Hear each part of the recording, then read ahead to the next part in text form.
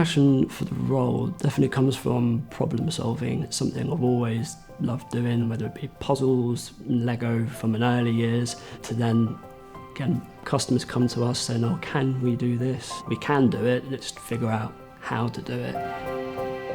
It's very much, if I get involved or interested in anything, I love just finding everything about it, so how it all works, why it all works, so you know you're not just doing something for the sake of doing it, you know why it is you're doing it as well.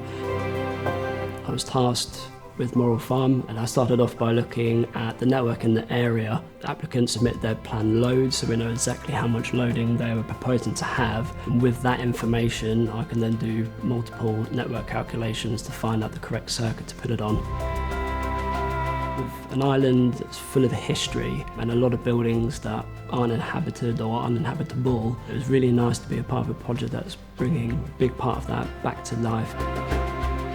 When we install new services, we always plan for the future. We've put in a supply purely for EV charging, and if anything changes for the future, there's capacity all on site.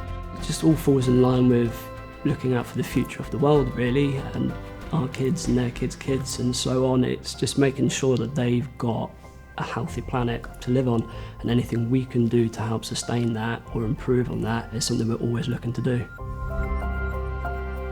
I'm lucky enough to have quite a rewarding job anyway, but to really feel like I've actually brought a bit of history back to life, yeah, I'm really honoured to have been a part of the project.